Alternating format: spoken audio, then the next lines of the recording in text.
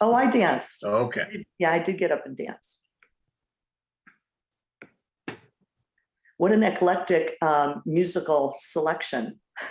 Yeah. Coolio and the Little River Band. And you got to hang with the Beaver for 3 days. Yeah, did you see his dance moves? He's pretty slick on the dance floor. He's got more than I do, that's for sure. Yeah, what an unfortunate situation in his life, though, if you think about it. It's the #1 longest running TV show in history, still playing today, and he doesn't make 1 penny, not 1 penny. Wow.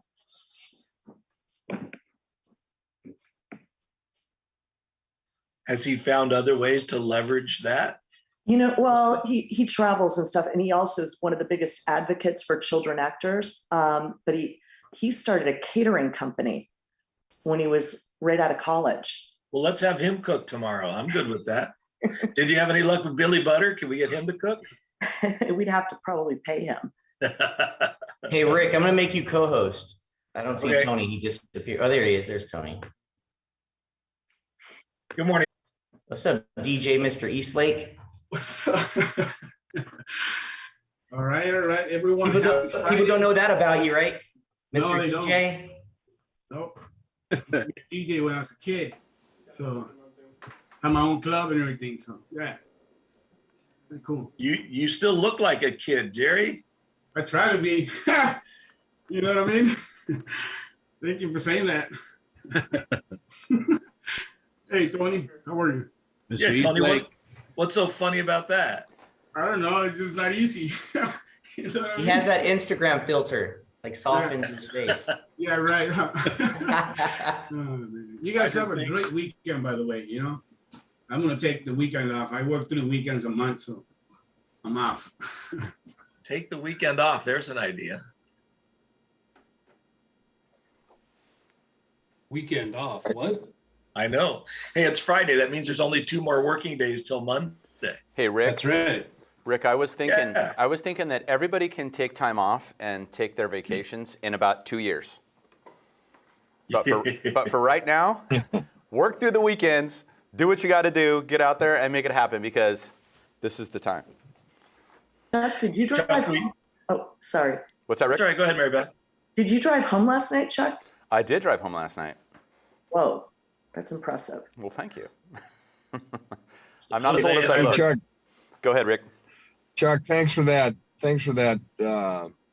Keep working because this is the best real estate market in history, and I think we get a little bit spoiled. Now's the time to take advantage of everything that is multiple offers and incredible numbers of clients. It's just great. Well, Steve, I had a friend, and he was one of our top agents, and just took off to be an extremely successful agent. And he told me a long time ago. He goes, when the market's hot, he goes, and everyone's taking trips to Hawaii or going here or going there. He goes, that's the time for you to put the nose to the grindstone. And then when there is no business, if there is a downturn, that's the time that you can take a couple weeks and go to Hawaii. Because you can afford it. That's when Hawaii's really most beautiful. Yes. Right? So anyways. Yeah. So Jerry, are you taking the weekend off still? Poor Jerry. Yeah, for me, I have to because otherwise, I have problems at home. Oh, that's a good point. That's a good one. You know what I mean? Jerry, that's so incredibly important. And I think with all kidding aside, so many of us forget that we've got to spend time with the family and do the things that are necessary and truly love it as much as we love our work. I know. For sure. So it is 8:33. Is Steve on, Peter? And what's that, Chuck? Do you see Steven anywhere? Steven, are you on? Yeah, he's on. Steven's here. I see him. Fantastic. So we'll let Steven tell us whether or not we should be taking the weekend off or should be working our butts off. How's that sound, Steven? Well, I have a wife too and lots of kids, so I always take the weekends off. I always have. So there's a balance always. If you're just putting your nose to the grindstone and you're constantly doing something consistently, it'll pay off. That's the key. It's consistency, whatever you do. So Stephen, I was talking to the #1 real estate agent in Huntington Beach.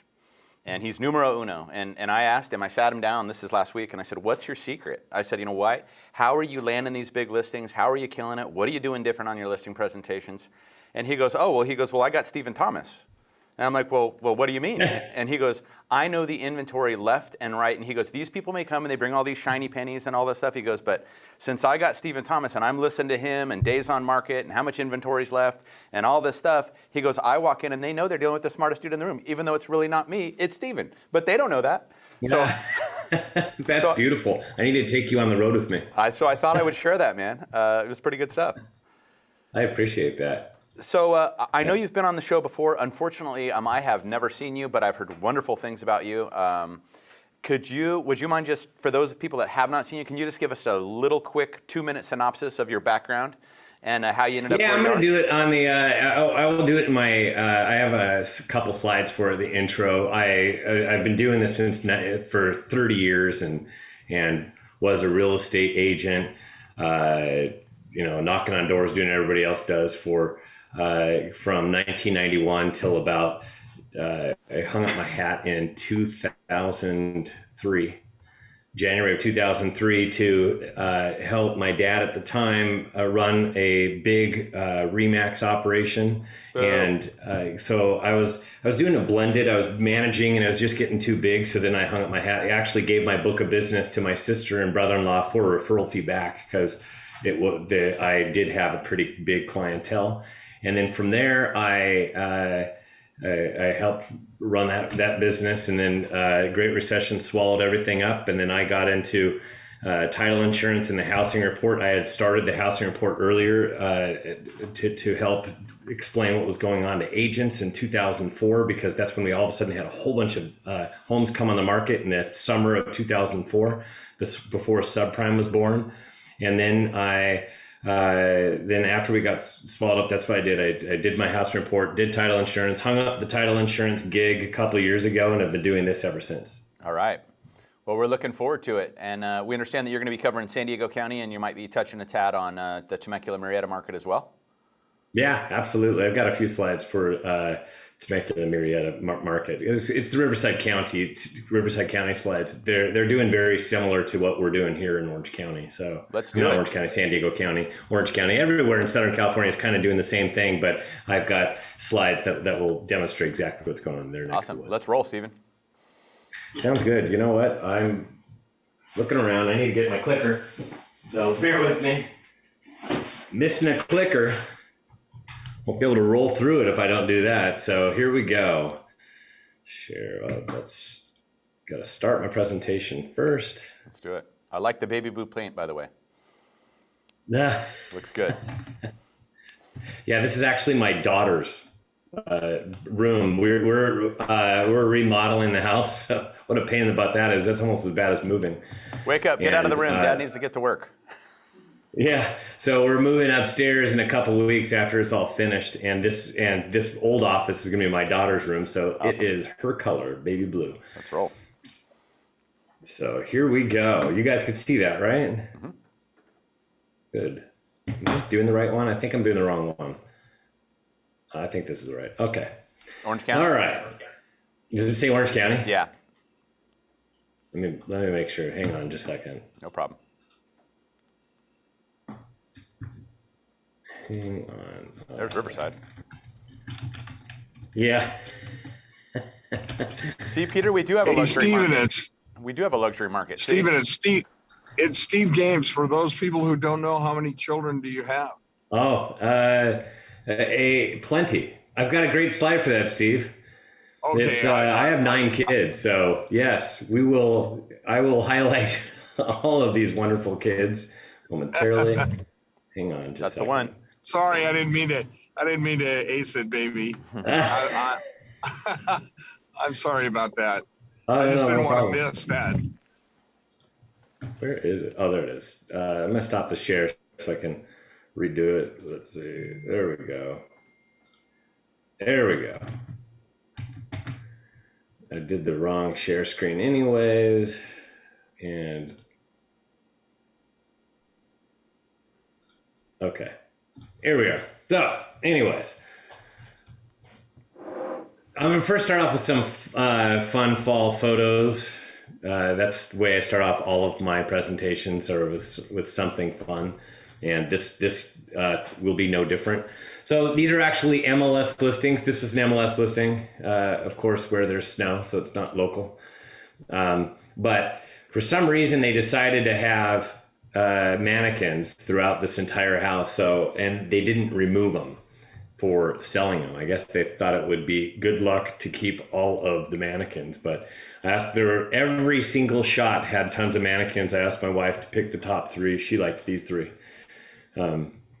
Pretty weird. And then this is a old listing with shag ceilings. Absolutely love that. Or how about this? I heard this is a new trend. So if you have this new trend, I don't want to offend you. I'm just wary of spiders, and I don't understand the idea of pallets on the ceiling, but I guess that's some new trend. And a lot of people say that they sell castles. You literally can sell castles. So there's here are a couple of castles.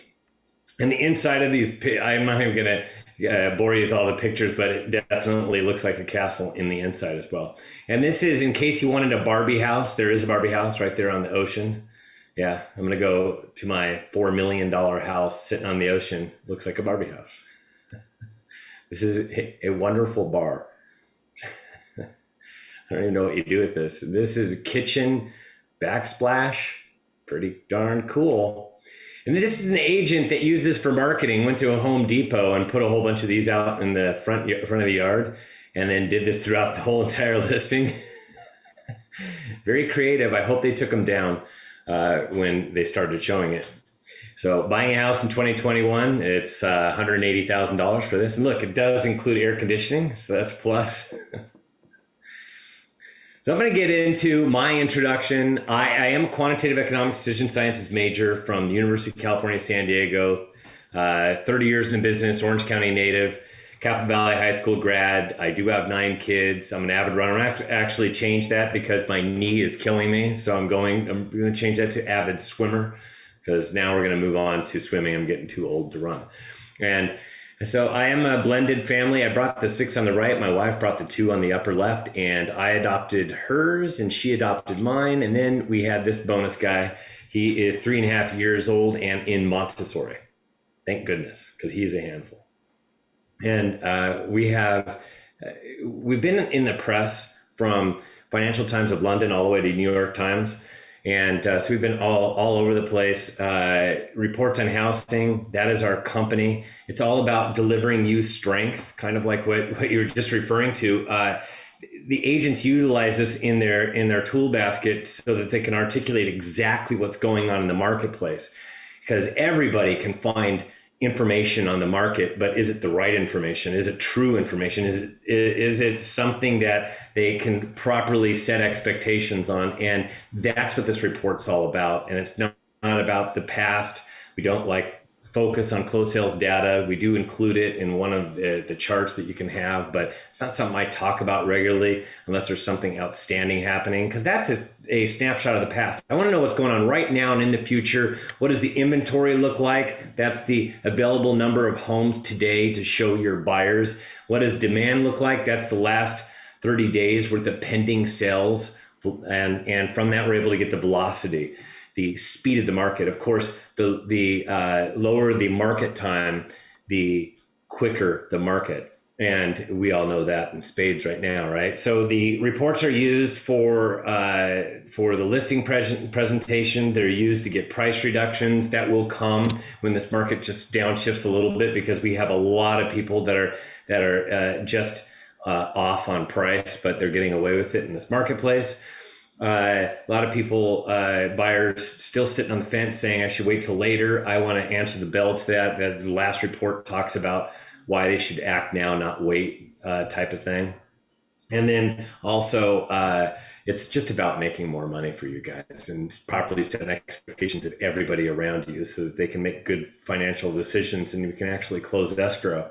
And so that is what my whole gist is setting expectations of everybody, and it enables us all to articulate exactly what's going on today. And we have reports that all over Southern California, we're actually looking to move out to the Phoenix area, the Bay Area, and Vegas next. And these are the reports so far this year. We had blazing beginning. We had a very hot sellers market from day one, January 1 on. And we had that back in 2013. But this was even hotter than 2013 in all markets. And then I talked about bidding war. And this is what we've all been dealing with are the bidding wars that are out there. Waiting will be costly. Crash coming. I'm explaining why it's not coming. Is housing unaffordable? The answer is it's still affordable. I'll explain why based upon time. People just focus on price, but they forget to focus on where incomes have changed as well as where interest rates are compared to where they've been in the past. And summer transition, yes, we did have a summer market. And then I talked about permanently parked. That's people are staying in their homes a lot longer. NAR and CAR talk about once every 10 years. They used to talk about once every 5 to 7 years. They're actually wrong. They're just polling people that have recently sold their house. And a lot of younger people sell their house more often, but the vast majority of people stay in their homes a lot longer. And if you look at this for San Diego County, it's once every 20 years that people are moving. And this is a statistic that is pretty, it was a little bit hotter before for San Diego County. It's slowed down a little bit, and it's slowed down for all the counties. And that has a lot to do with the pandemic.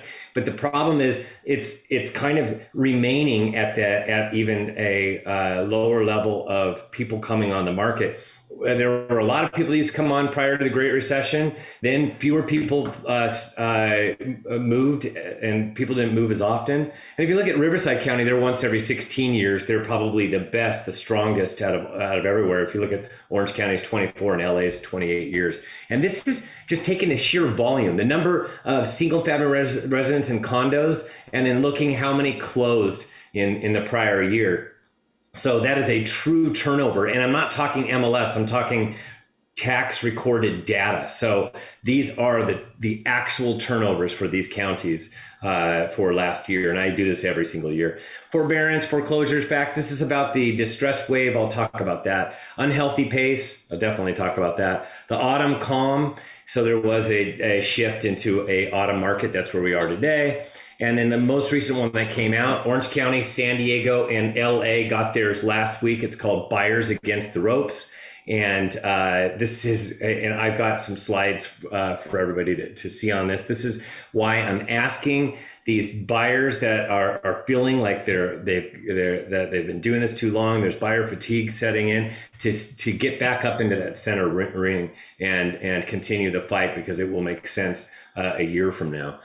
And I have a slide for that for you guys. Reportsonhousing.com. That's the plural of report, REPORTS on housing.com. That's our website. You subscribe, and we have a bunch of links. We'll send you out the most recent email. There's one for printing it out, copy, cut, edit, paste, lots of Excel spreadsheets. There's an excerpt for public facing websites, social media, and all that stuff. And then we have a ton of charts that we're updating all the time and adding new ones. And this thing, like I said, comes out every 2 weeks. We have an infographics that we started this year that you can customize. And we have social media pieces, JPEGs, that you can throw up onto your favorite social site. So that's also a new feature this year. $15 per month or $150 per year. It's intentionally cheap so that you scratch your head and go, gosh, should I get the Starbucks or should I get the Stephen Thomas report and make more money? The housing report. So you get a month free if you sign up utilizing the coupon code West Rocks. And so this will be immediately after the meeting. You can go into reportsonhousing.com and enter in West Rocks, and you will be able to sign up, and it'll give you a month free if you do the monthly or annual. So I'm going to do a real quick PSA. My PSA is this. I'm a quantitative economics and decision sciences major. I'm the nerd. I'm a housing analyst. I love it. I can talk about statistics all day long. I can look at charts. It makes me happy. It's what I think about. You guys might think about successful buyers and sellers and handing them the keys. I think about charts and stats and data and delivering it to you guys and putting it into layman's terms so you can understand it.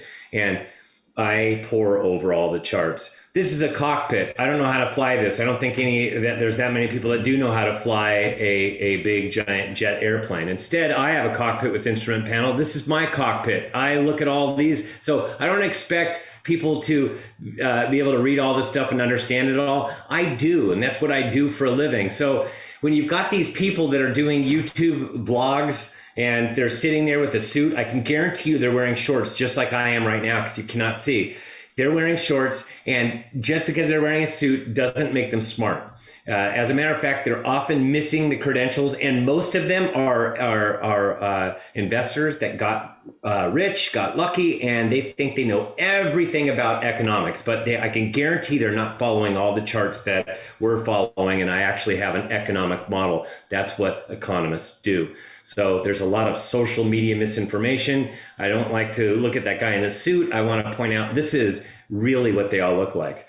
This is them. It's like that guy that tries to tell you something and you know that he doesn't really know what he's talking about. That is exactly what's happening with so many people out there, including I've even seen there's this gal in Sacramento that keeps on talking about a crash. She's been talking about it for a year now, and she's had millions of clicks and hits, which just doesn't make sense.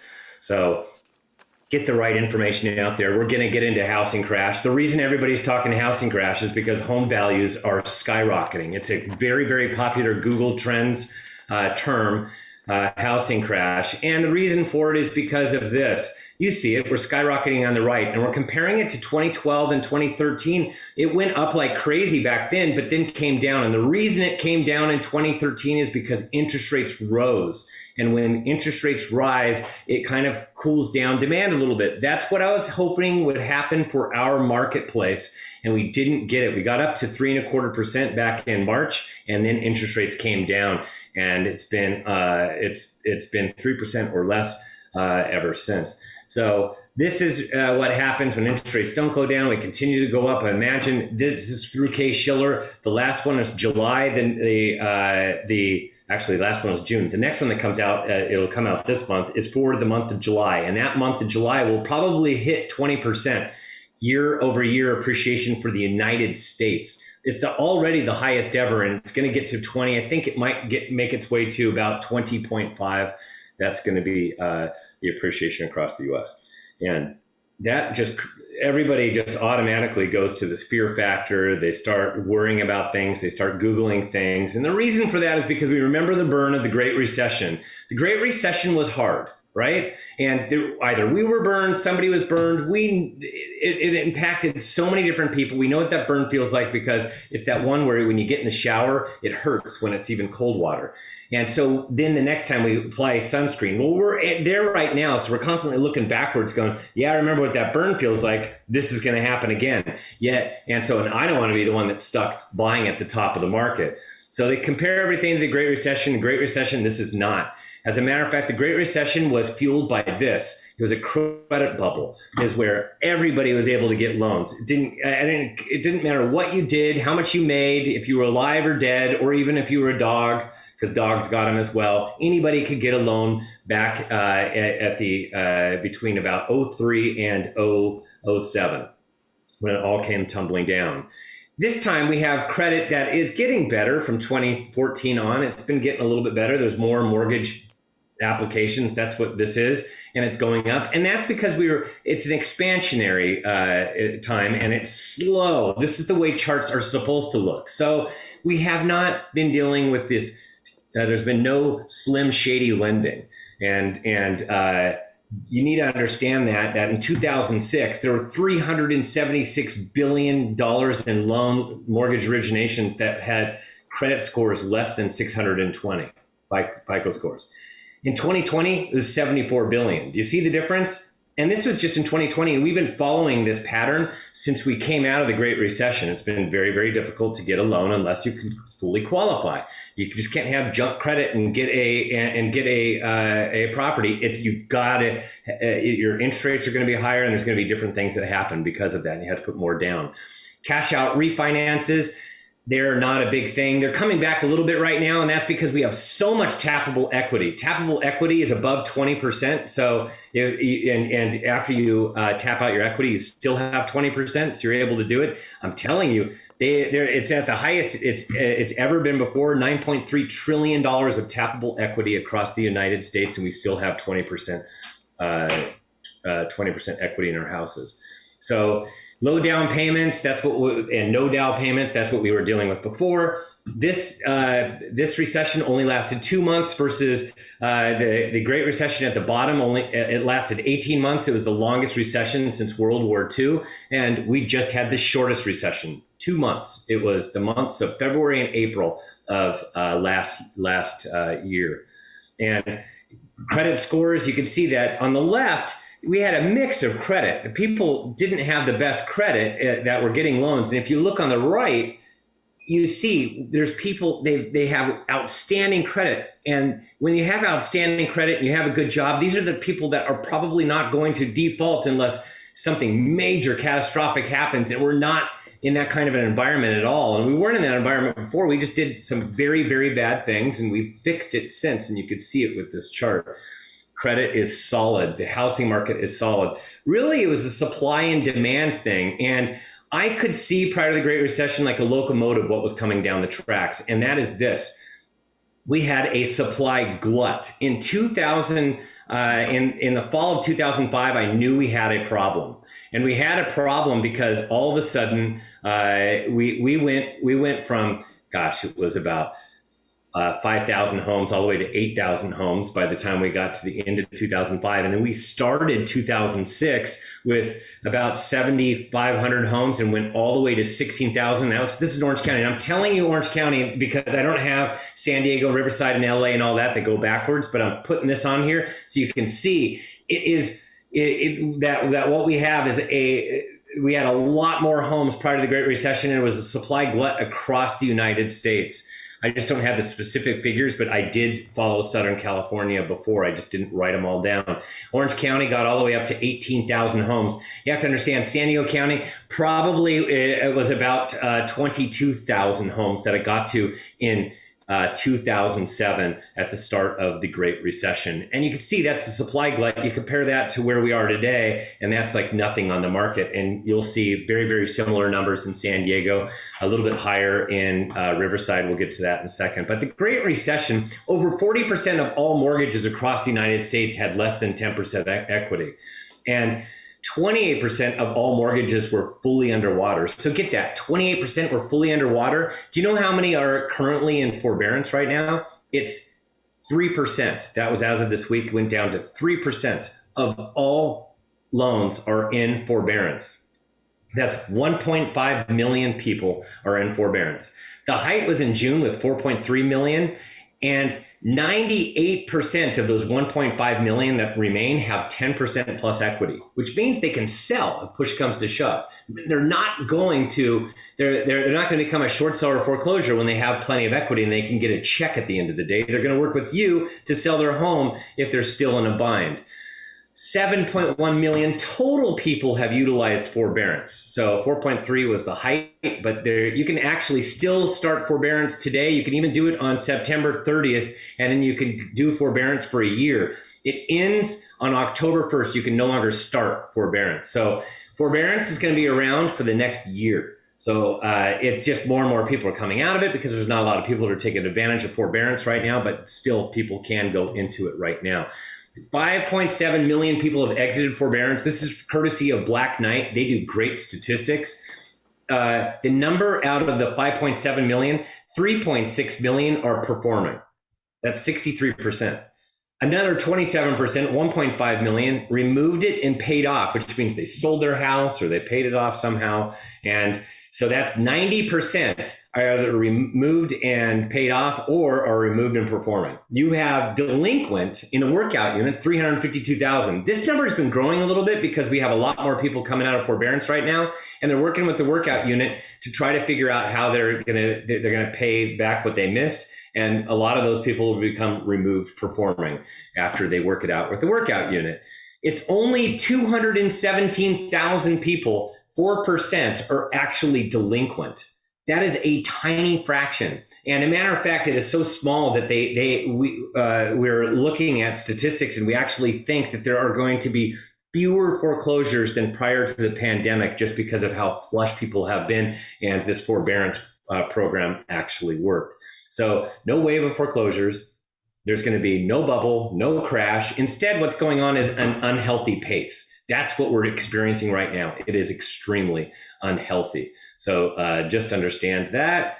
And then we're going to get off to where are rates headed. So where are rates headed? This is, gosh, I don't think I updated. I think it's 2.88% as of yesterday. This slide actually updated. It is 2.88% as of yesterday, but it's been hovering below 3% since July.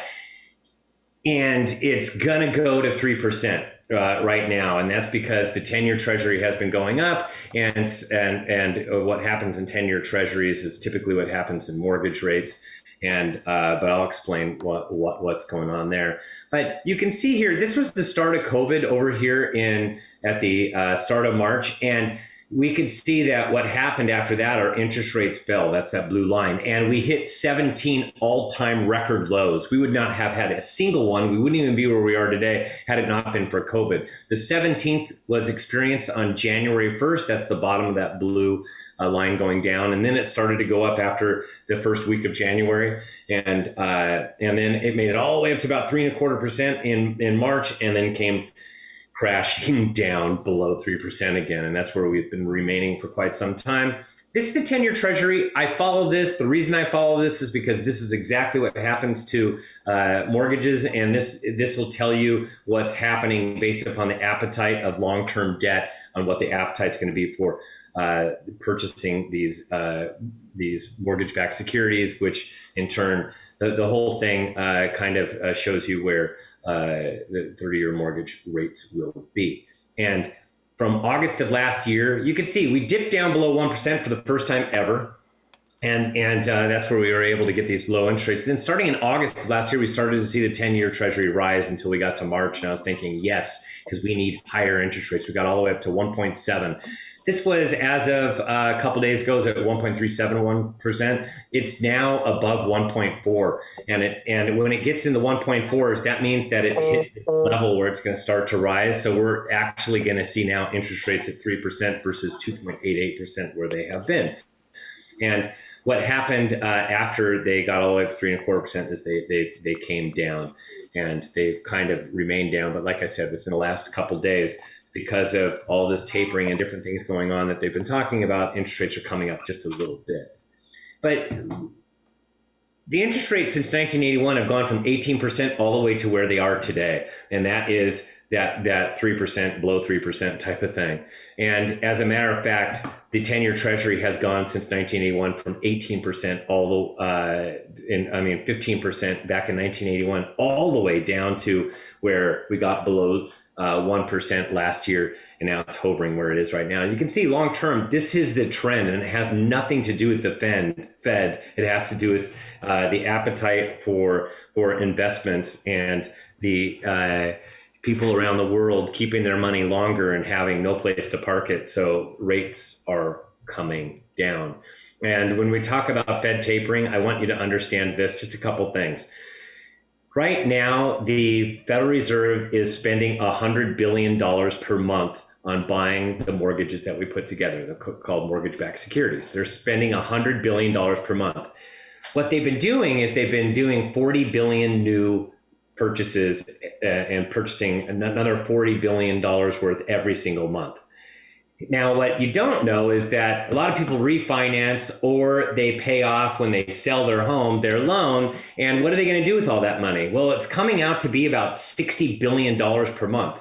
that they're actually taking that $60 billion and reinvesting it. So when they're talking about tapering, what they're really talking about is that 40 billion, bringing that 40 billion down to zero, but they're still going to continue to do the 60 billion. And that's what they did when they first did the taper, last time. In 2013, when they tapered, we had never been here before. They announced tapering. They didn't do it until 2014. There was a big spike in interest rates because everybody's fearful for what they were going to do. Now we have a framework going forward because we've never been here before, but now we have. And in 2014, after they did the taper, they kept on reinvesting in mortgage-backed securities. And this is their balance sheets. Their balance sheet remained the same, even though they were supposed to be supposedly tapering. They tapered down to zero, but they were reinvesting the money that when people would refinance or sell their house. And then it wasn't until 2018, the end of 2017, where they started to taper that. And that is not going to happen for a couple of years down the road. So when they tapered the people that refinanced or sold off their house and stopped in reinvesting that, we started to see the balance sheet drop. And they went all the way down to prior to the pandemic. And then after the pandemic, when we started the pandemic, all of a sudden they bought mortgage-backed securities again. Now they're talking about it again. So when they do taper, they're going to taper, but they're still going to be reinvesting in mortgage-backed securities, the stuff where the people refinance. So understand that it's not a big deal. As a matter of fact, it's already baked into the 10-year Treasury pretty much. It's not really moving the needle that much at all when they're talking about tapering or even doing tapering, because what we realize now is even when they have tapered in the past, that actually interest rates have dropped from during the taper years. So just because they're tapering does not mean that interest rates are going to rise like so many people are talking about. That's not what the data shows. And yet everybody's talking about it like as if that is a foregone conclusion that interest rates will rise when they do taper. I do want you to understand why everybody parks their money in United States 10-year treasuries. United States is a great country to invest in. They like to invest in our debt. We do. Everybody around the world does. And we pay well for it. As a matter of fact, if you look at the US 10-year treasury, we're at 1.3%. And UK is at 0.7. And if you go down this, Netherlands at negative, which means you have to pay them money to park your money. Germany's at negative. So you understand this. It's a real deal at United States. You get a better return on your investment. There are some countries where you can do better. One of them is Mexico, and another one, it escapes me right now. But there are countries out there that, like Greece, that you can get a higher yield. But the problem is if you park your money in with their 10-year treasuries, when you get paid in their denomination, and their money tends to weaken over time. So interest rates, what is going to make them rise? Other good vaccine news. I mean, that's what made them rise in the first place, was because of vaccine news off of their lows. And then jobs, good jobs reports, stimulus packages, if we do anything else out there to stimulate any part of the economy. Infrastructure projects, that tends to create a little bit extra juice in the economy. And then we also have inflation, and inflation definitely does it. So what I want to talk about is jobs. I want you to see that there are, this is as through July now, through August, it's at about 5.3 million people are missing from the workforce that were here prior to the start of the pandemic. So we still have to make up these jobs, but it's not as bad as where we were when we first went into this pandemic, and it's getting better every single month. And we should be back to where we were prior to the pandemic about a year from right now. And but here's something else. There are so many job openings. It's over 10 million job openings, that there are more jobs than there are unemployed. And as in fact, and there's people that quit too that are looking for jobs, but you have to understand it's at 0.9. There are 0.9 workers for every job. When this gets below 1, that means that who has the upper hand is the labor market. And that's exactly what's happening right now. And that's actually a concern of mine, that we could see too much juice in wages, which in turn would create some inflation, because how are you able to pay all your workers more without passing it on to somebody, and it's typically the consumer. So, and I, of course, follow inflation. The core CPI is what everybody talks about. That's at 4%. It's double where it needs to be. It needs to be 2%. That's that dotted line that the Fed likes, and it's double that right now. But they keep on throwing out this word transitory, means temporary. And there's a lot of temporary inflation to this. And it's because of this logjam with short-term supply chain problems. There's really a hard time getting goods from one place to another right now because of the lack of workers and lack of truckers and different things like that. And we see it off the ports in San Diego and in Long Beach for Los Angeles. Lumber and global chip shortage is probably the biggest things that people talked about because they were the most impacted. And this is lumber. It went up and down, definitely transitory, had everything to do with it. And then another problem is the chips and the massive demand for chips once we went into the pandemic with electronics and things like that. So as a result, they couldn't build new cars. And when they can't build new cars because those chips are so antiquated, there's that even now new car builders like Ford they want to have their own chip plant so they can make their own antiquated chips. They're so antiquated that the chip makers do not want to actually make them because there's not a lot of profit margin in them. So they're going to be charging a lot more for these chips, which means that car prices will go up because of it. And car rental agencies are a big problem with why we've had inflation because they got rid of all their fleets at the start of the pandemic. Then they wanted to restock their fleets and they couldn't buy new cars because nobody could buy new cars. There weren't enough of them. So they went to the used car market. So used car markets have been astronomical through the roof because we got out of the pandemic. People wanted to buy used cars too coming out of the pandemic. And they were competing with the car rental agencies, and there was this big demand push. As a matter of fact, you see car and truck rentals up 87.7% year over year. That's a big piece of the inflation. And used cars and trucks, 45.2%. So now you get it. This is where a lot of the juice is on this end of the spectrum. So, and then what causes rates to fall down? You've got COVID and all the different variants of this COVID coming forward. You have worldwide problems like in China that can cause some volatility in the market. Volatility makes 10-year treasury go down. Poor economic news makes treasuries go down. So that's so rates, because we have a tug and pull and we're still dealing with COVID, they're not going to change much. And the housing market, it's just been absolutely crazy. And it's been values have been going through the roof, and it has everything to do with a supply and demand problem. I'm sorry about that. Economic cycles. So everybody talks about these economic cycles they talk about economic cycles in real estate, and they happen like once every 10 years, and it seems to be, everybody says that it's once every 10 years. I have a lot of people say it in a lot of different meetings, and they say, yeah, don't we have it every 10 years, a housing cycle? We have housing cycles. We have ups and downs, but they do not follow any kind of an age pattern at all. I cannot find a single age pattern. Instead, you got to look at it's not like a clock where you can time it. Instead, you got to actually look at the numbers, charts, and data to figure it out. We do have a cycle, and it's a seasonality cycle. We have seasons to real estate. And as a matter of fact, there are 5, not 4, spring, summer, autumn, holidays, and winter. And spring is when inventory slowly rises and demand surges and peaks.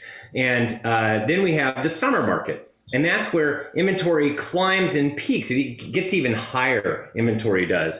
And demand drops slightly. And the reason for this is because there's so many distractions. If you've got a family, you've got camps, you've got trips and vacations, you've got beach weather, you've got different holidays like 4th of July, you've got different things like that. That's enough where enough people are distracted, where they back off their home search a little bit, and demand drops just slightly, enough for inventory to start to climb. And that's what happens in summer. We're done with summer. We're actually in autumn. That's what we're dealing with right now. That's when inventory slowly drops, and so does demand slowly drops. And that's because families don't like to move when their kids go back to school. They like to move when the kids are out of school or a break, like in the month of December, when so many people say, I've got the best month ever. So typically in December. It's for a lot of people because people like to close in December. They also like to close in May, June, July, and August. They don't like to close in October and November or January and February. But this is, then we move on to the holiday market, and the holiday market is when inventory plunges and so does demand. Demand plunges. So it's just not the best time of the year. You don't put a lot of homes into escrow in the month of December. You close homes in the month of December. Then you get to the winter, and everybody says in Super Bowl, hey, yeah, Super Bowl, this is the best time of the year to come on the market. And they go, I don't want to come on the market. It's not spring yet. Just because we don't have snow doesn't mean we don't have winter. And people don't like to sell their homes during the winter time because of the fact that the kids are still in school. So it's pretty much the ebbs and flows of real estate are based upon what families like to do, because they're a big portion of of everybody's decision. So inventory does not change much during the winter market, yet demand increases a lot. So even though we're getting a few more homes coming on the market compared to the holidays, they're eating up really fast because demand is absolutely starting to increase way faster than the inventory. So the supply of homes, let's get into that. We do have an inventory crisis right now. It's been going on for quite some time, and it was made worse during the pandemic. And this is the active listing inventory in San Diego. And if you see this is where we are as of September 16th. That was a week ago. Yesterday, 2,940 homes. It went up 1% or plus 33 homes. So not a whole heck of a lot more, but it actually went up a teeny bit. Last year, we were at 4,204, up 43%. And that's 43% higher than where we were last year. And last year at this time, it was the lowest level that I had ever seen for San Diego County. And this year in September, you're dealing with fewer homes. The peak was on August 5th with 3,180. It's come down 8% since. The 3-year average for San Diego, this is 2017 through 2019, because you can't really compare 2020. It did its own thing, and it was a different year. So if I compare 2017 and 2019, there were 141% more homes for that 3-year average. That is more than double.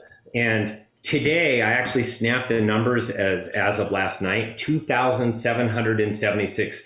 The inventory in San Diego just dropped down 6%. And this is where things are headed. So you can see demand, inventory typically peaks between July and the middle of August or end of August, third week of August. From here, we're going to see the inventory continue to go down. Then we're going to get to the winter and it's going to go down even further. You see where I'm pointing? I'm pointing to 2,000 homes. That is where I think the inventory is going to start the year off next year, 2022, January 1st at about 2,000 homes, which this year, at the beginning of January, it was already extremely low. It's going to be even lower to start off 2022.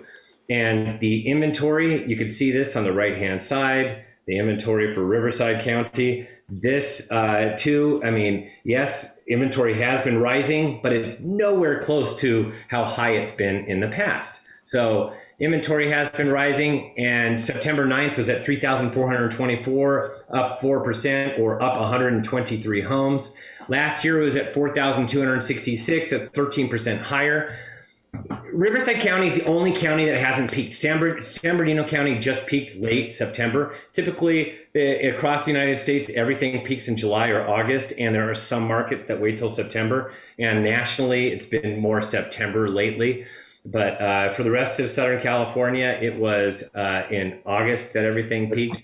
And San Bernardino is now September. And yet Riverside County has not peaked yet. Riverside County usually peaks at the beginning of the year and then peaks later on in the year. And the reason it peaks later on in a year that has two different peaks is because of the Palm Springs, Palm Desert area. All the snowbirds think that everybody wants to purchase their homes during the winter time. And that's just not true. The only place that that's true in all of Southern California is Big Bear in the mountains.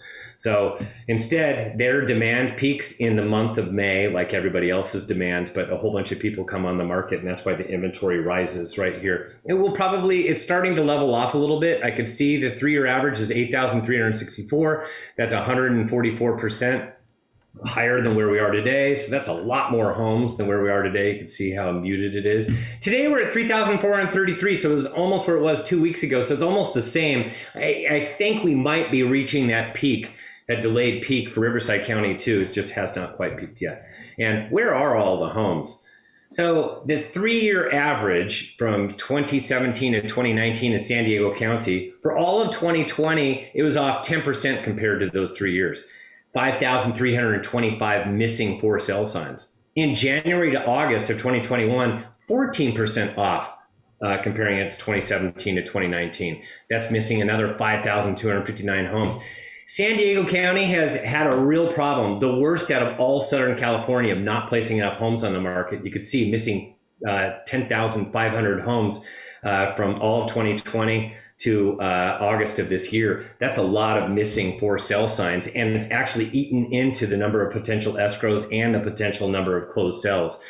Riverside County for all of 2020 was down 11%, missing 5,633 homes, but January to August, it's down 9%, not quite as bad as San Diego, still missing a lot of for sale signs, 3,528. Now at this point, every missing for sale sign is adding to the inventory crisis that we've been dealing with.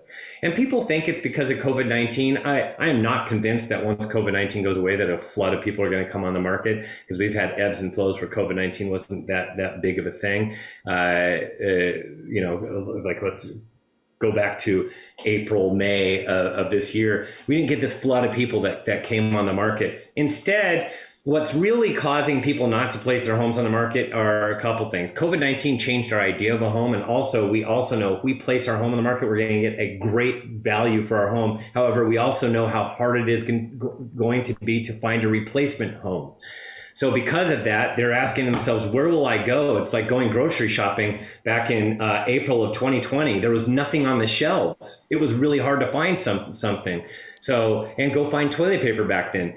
That's what we're dealing with right now. Real estate's kind of like toilet paper. You want to wait until things are better. And they know that prices are going up like crazy. So they're more than happy to sit back and watch their price go up, because they know that even though I can't find a place, I can't really list my place because I can't find a replacement place, I'm doing really well in the house that I'm living at.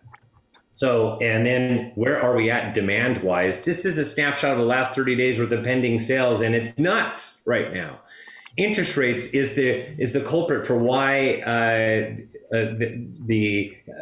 there's so much juice in demand.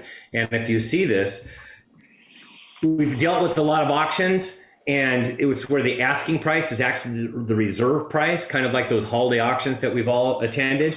And then as a result, everything's selling for over asking. A lot is selling for over asking. CAR has not updated their slide, so I updated their slide for them.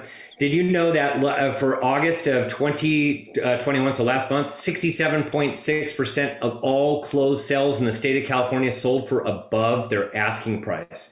In the months of May, June, and July, it was 70% plus. It came down a little bit because that's what it will do for the rest of them, because we're getting into a little bit of a slower season, but still the vast majority of homes are selling for above their asking price. And the median time on market for across California is 9 days.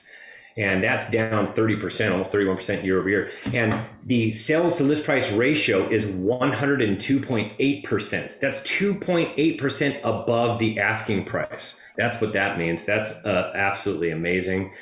Demand, that's the number of new escrows the last 30 days. So recent escrows, it's a snapshot of that over time. On September 16th in San Diego, it was down 2% or down 59 pending sales. So making its way down. And last year we were at 3,860, 18% higher. Yes, last year at this time it was higher because that was our springtime. And matter of fact, it didn't peak until August for San Diego County. But you see on the left, that green line, That was our spring. Our spring was spent locked indoors wondering what we were going to do for the rest of our lives. So then we thawed out in May, and then our market really started to hum in June and July, and it kept on going. So we had a delayed spring and a delayed peak of about 4 months across Southern California. 3-year average was 3,031 pending sales for demand. That's 8% less than where we are today. So you can see, even though we have fewer homes coming on the market and a very limited inventory, we're still placing more homes in escrow than we have in a very long time. The peak on June 10th was 3,584. Thank you. Good morning. And it's gone down 9% since. And today we're at 3,205. So it's gone down another 2%. So you can see supply is dropping and so is demand. At the end of the day, it's kind of very, very similar. And this is typically where we peak, and we peaked right around this. At the very end of May and the start of June, I think the difference of pending sales was about 3. So really the peak kind of happened in May and June, started June. And where are we going from here? We're going to go down, and then it's really going to drop at the end of the year once we get into holidays, like it normally does. But remember, even though demand drops like crazy, this is where buyers go, this I could take advantage of this. There's fewer buyers. There's fewer listings too at the same time. It's still going to be extremely hot. And on September 9th, we were at in Riverside County, the 30-day snapshot of pending sales, 3,461. That was down 16, so it was pretty much flat. Last year, we were at 4,237. That's 22% more. Same thing, just delayed springtime. 3-year average is 2,650. That's 23% less than where we are right now.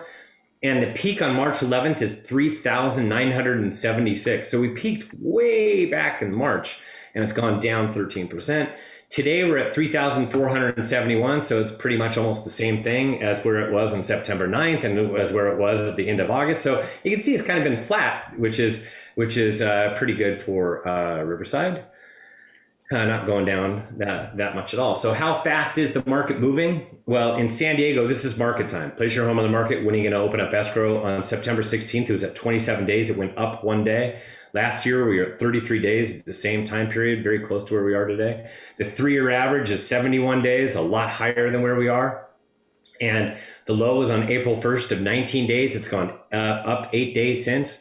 But then remember, I snapped the numbers last night, and where are we at? Today we're at 26 days. So we actually went down 1, so it got a little bit hotter in the last week. And so how hot is that? Well, this is like a speedometer, and I know that the numbers are going backwards, and that's because the higher the number, the slower you go. So you can see, like during the Great Recession, we actually hit like that 5 mile per hour mark on the very left-hand side, where it was a deep buyer's market, and the numbers were just dropping like a rock. That was deep buyer's market. Then we have slight buyer's market. That's between 120 and 150 days. Balanced market, 90 to 120. 60 to 90 is slight seller's market. Below 60 is a hot seller's market. And this is where we're operating today. Well below the 60 days. We're in the 20s in San Diego County. And this is between the 60 and 90. Like I said, that's slight seller's market. That was the year 2019 we behaved there, but we've been behaving well below this 60-day mark. As a matter of fact, where we're going to go from here, it's going to be flat for the rest of the year. It's going to be hot. It's not going to really change much at all. And if I zoom this in, yes, anything below 40 is crazy, nuts, insane. And that is where we are behaving. It, for the rest of the year, is an insane market. And Riverside County, this is where things are at. Oops. September 9th, we're at 30 days. That was up 2 from the end of August. Last year, we were at 30 days, and the 3-year average is 95 days. So you can see a lot slower than where we are. And the low is on March 25th at 16 days, and it's gone up 14 days since. So Riverside and San Bernardino were the hottest markets in Southern California at the beginning of the year during spring, and they've been adding a lot more inventory compared to everybody else. And as a result, it's cooled things down just a bit. And right now we're at 30 days. But remember, I said anything below 40 is crazy insane, and that's where we're going to remain for the rest of the year. You can see it's having a hard time coming up much higher than where it's at right now. So it's going to remain kind of the same. Home values are going up, and as a result, there's no end to this. And when will this market slow? When interest rates rise. And Interest rates will rise a little bit next year. Probably by this time next year, we'll be dealing with 3.5% interest rates, and that will be enough to slow down our market so we can start adding inventory, but it won't, it'll happen too late. Our spring market will already be baked. We're already going to have mass appreciation. And if you look at this is 2013 and 2018. 13 is the green line, 18 is the red line. The dotted lines are what happened to interest rates. Interest rates started off at 3.25% and went all the way up to 4.5% in 2013. And as a result, the inventory climbed. And this is in San Diego County. And the same thing happened in 2018. And that's where you could see the interest rates were at 4%, made their way up all the way up to 5% in November. And as a result, we had the inventory climb until it finally got up above 8,000 homes in the market. Riverside County and San Bernardino, all the other counties did the same exact thing. We had an elevation. And as a result, we had an elevation in market time. When you have the inventory rising and demand remaining kind of the same, and you got more and more homes coming on the market, the expected market time continues to increase because there's more competition. And as a result, you could see in the green line, 2013, it got towards 60-day expected market, or actually surpassed 60 days, got towards 80 days. And the red line, it got up to 120 days, which is just the beginning of a buyer's market. And yet after that, it got up to 5% interest rates, and then it dropped down to the interest rates dropped, and so did the inventory, and so did the market time at that point. So that's one way that we can get a reversal and the market slows. And affordability is the other thing. And affordability, I look at this all the time, and there's still juice in the market, contrary to what anybody else says, but there's a mortgage rate sensitivity. If interest rates rise, we get a market slowdown. And people don't talk about that enough, and that's really what happens. You get inventory rise, and you get market time rises, and because buyers' demand starts to cool, and they start turning away. As interest rates rise, things become more unaffordable. Mortgage rate sensitivity, 10% is in the year 1990. Those were interest rates in 1990. We can no longer tolerate that interest rate, right? 8% was the year 2000. We can't tolerate 8%. 6.35% was part of the Great Recession. We can't tolerate that any longer. We can't tolerate 5%. That's what happened in 2018, November of 2018. And because values have continued to come up, I've done the math, it was 4%. If we would have added more, if interest rates would have risen in the middle of the year starting in June, but they didn't. So as a result, 3.75% is the current ceiling. And unfortunately, with how hot demand is and where I think the spring market's going to be for 2022, mortgage rate sensitivity is going to be 3.5%. That means once interest rates rise to 3.5%, that'll be enough to slow down our market considerably so that it doesn't turn into a buyer's market. It just makes it more balanced, and inventory can rise and market times will be longer. And that's because buyers look at the payment and they go, wait a minute, and then they start walking away. Some buyers do. Not everybody does, but some do, and it just cools down demand enough. So that's what will happen. And speaking of buyers, we've got buyers, and this is, if you see this, buyers have been frustrated. They're dealing with, at this time, fatigue. But I've got good news as the nerd. I'm here to tell you that in San Diego County, that not all homes sell instantly. 30 plus days that have been on the market for over a month, 38%, 1,117 homes have been on the market for over a month. And this is all ranges. Hey, Stephen. It starts to, when you get 60 days plus, it starts to be a little bit higher of a range, probably about 1.25 on upwards. And that's 19%, or 568 homes have been on the market in San Diego County for over 2 months. And over 3 months is 327 homes. And these are all luxury. And I'm here to tell you that if your home isn't selling in luxury at $4 million, it's the price. The market is so hot, your home should fly off the market in every single price range right now. It should not be on the market for 3 months. Hey, so 30 plus Riverside, 42%, 1,436. Wow. Hey. 2 months plus 22%, 737 homes, 90 days plus 12%, or 400 homes. And there is a cost to sitting on the market. There's a cost of time of not purchasing. This is what's problem with a lot of buyers are saying, I should have bought a year ago. It's at 2.88%. Interest rates were exactly the same, by the way. They were 2.88%. I was looking at an $843,000 house, and now it's worth $1 million. It went up 18.6%. as a result, the payment that I'm looking at went up $513 a month every single month for the same exact home. That's the problem. And people are just looking at it going, man, I could have made a lot of money in the last year. But there's a cost to waiting. And that is this $1 million house is going to appreciate 10% over the next year. So now they're going to be looking at a $1.1 million house a year from now. And if interest rates remain the same, you'd be looking at a payment of $331 more per month, or an extra $4,000. But like I said, we think that interest rates will hit 3.5% a year from now. So if they do that, that $1 million mortgage at 2.86% now will be a 1.1. It'll be an $880,000 mortgage at 3.5%. It's now $639 per month every single month, or $7,668. So real quick, a market overview. Just know that there's a really strong first-time home buyer demographic patch of millennials. That's the prime first-time buyer's age is 32 years old. It started last year. This is the second year.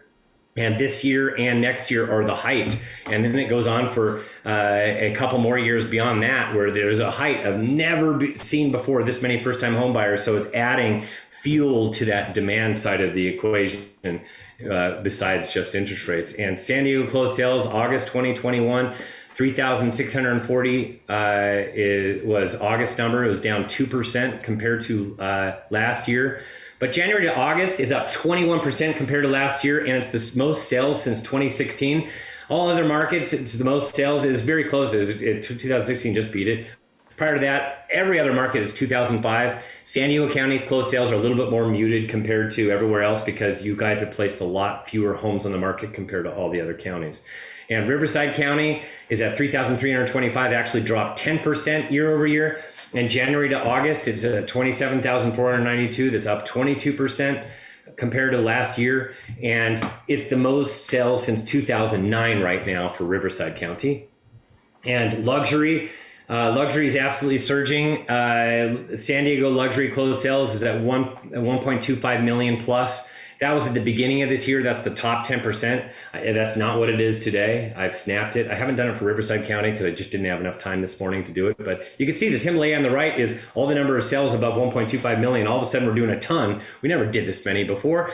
The green was a record last year. The red is the record this year. And this year, we're up 35% over last year, an extra 159. It's at 619 for August. But January to August, 4,718, double where it was last year with 2,421. It is a record year. It's a record level also for Riverside County. For San Diego County, the new top 10% is 1.6 million. So that's true luxury, is 1.6 million in San Diego.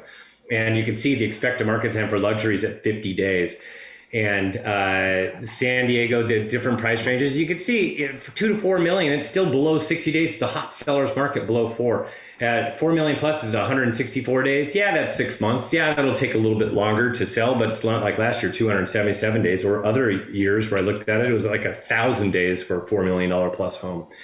So Riverside luxury closed sales, I just wanted to show you they are off the chart. I didn't have time to update the other slides, so I apologize for that. And just know that people say everybody's leaving California. The census data from 2010 to 2020 is positive across Southern California and across California. There are some that were negative up in the northeast section, but by and large, California is actually net positive, contrary to what people are saying. The UC system did a study, and they found that because of COVID, there's not this flight out of California like so many in the media are trying to tell you. It's just been this gradual change over time where more people are exiting California and fewer people are entering California. But with immigration, all that stuff, it's like net zero. It actually was net positive before. I think last year was down like 20,000 for the first time it was ever negative, but it was such a small point. It was like 0.0009% of the population. So it really didn't change much. It's just a big story that media is trying to talk about. And the rents are through the roof. So my 2022 forecast looks like this. I really don't know. I've had this slide up for a long time. I just flip it. Last year it was going to the left. This year it's going to the right. I still don't know what's in the fog, so I'm going to slow down a little bit. My 2021 concerns are this: uncertainty, COVID-19, I'm not exactly certain what's going to go on. And I don't think anybody really is, because there are other monkey wrenches that can happen. We just didn't see this pandemic coming and all these variants of it. So COVID-19 variants, that's an issue that we'll be dealing with. Rates remain low for too long. That's my issue. And I think for housing, that's what has me concerned. Washington, D.C., this has always been on my thing. It doesn't, I don't care what side of the aisle you are on. Washington, D.C., man, they pass some strange stuff over the years that affects our real estate industry. Amen. Wages rise too fast. That's a concern of mine, because then we can really get inflation, and then we'll have a problem. We'll have to have interest rates rise a little bit. Buyer fatigue, when that sets in, that's an issue. And values rise too fast. I want it to slow down. This is unsustainable. It's not healthy. Unrealistic sellers, when values do finally slow down a little bit and our market slows down a little bit, we're going to have a lot of unrealistic sellers out there. That's a problem. So my 2022 forecast is distress rises slightly, no wave, because we're going to be coming off of zero. And so we'll get a few more now that we're able to foreclose again. Normal housing seasons with slightly less activity than 2021. And first half will be hot due to very limited inventory. And I think we're going to see more inventory as interest rates rise next year. Record low inventory to start the year. 2,000 in San Diego will beat the low that we achieved this year. And 2,800 in Riverside County, that will beat the low that we had this year. And then we'll rise in inventory, eclipsing 4,000 in San Diego and 5,000 in Riverside County. That'll be more homes than we had this year, which will be a good thing. But and I think most of this is going to come towards the summertime. Demand, recent pending sales will be down slightly year over year, because we're having kind of a juice year. And when we get interest rates come up a little bit, demand will slightly go down. Appreciation in 2021 will be up 10 to 12%. A lot of that will be baked in the months of January through June. And luxury continues to soar, but slightly muted compared to 2021, especially as the year progresses, and a continued increase in number of domino transactions move up sellers. And then closed sales down 3 to 6%. And it still is going to be a great year compared to many recent years, but we'll be off of 2021 highs. Buyers motivated by low rates, but not as willing to stretch. And interest rates between 2.75% to 3.5%. And there you have it. We're starting off at 2.75. We'll get 3.5% by the end of the year. That's most likely what's going to happen. Reportsonhousing.com, REPORTS. That's the plural of report. Reportsonhousing.com. That's where you go to subscribe. It's $15 per month or $150 per year. You get a month free if you utilize the coupon code, which will be available immediately after this meeting, called West Rocks. And I do have a housing debrief. It's later today at 3 p.m. I'm going to be talking about the ability to purchase homes with monopoly money. That's called equity. So go to Reports on Housing on Facebook.com or YouTube.com. I can now open it up to Q&A, because that is all I have for you. Actually, Thank you very much. Stephen, I was drinking information from a fire hose, right? That was Exactly. awesome. Thank you. I'm not on. Hey, And my Jeff, reports are not like that. I focus on one thing at a time, show you where inventory is at, show you where demand's at, and that's it. So this is for your benefit to know exactly where we're at right now. Thank you. Incredible, I think I saw buddy. Bernadette Somera's hand up, and I think Scott Gentry as well. Bernadette, do you want to go ahead and ask a question? Hey, Or Peter, Scott? Go ahead, Scott. Sorry about that. It was an accident. the whole time. Okay. Scott, go ahead.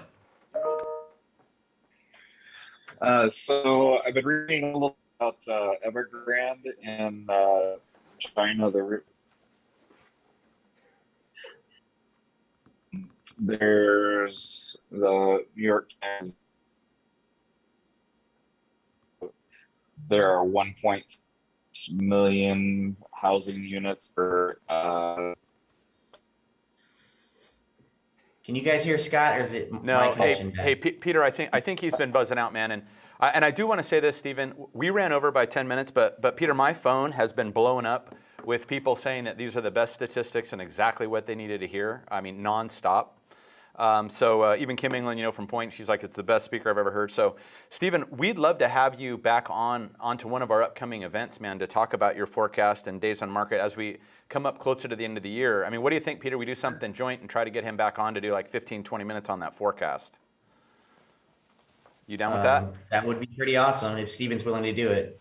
Yeah. All right. Absolutely. I'd be more than willing to do it. So hey, Steven, I'm gonna get your number and give you a buzz, but I do think we're 10, 15 minutes over. I think we're gonna check out now.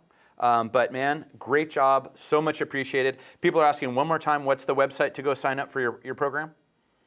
Or reportsonhousing.com. Reportsonhousing.com. Awesome. Mm-hmm. All right, we're going to guys. put that in CB Buzz. We're going to put that in the Coldwell Banker West private page. We're going to get that out to everybody. So, Steven. And by the way, don't worry about Evergrande. Or don't worry about China. Famous last words. All right, guys. Yes. Well, thank you very much, Steven. We'll be in touch very shortly, and hopefully you guys had a great Friday. Go out there. Hey, you can take vacations when the market's over. Get to work this weekend. All right, guys? All right, everybody. Thanks, Peter. Thanks, Steven. Thanks, Steven. See you guys soon. Have a great weekend, everybody.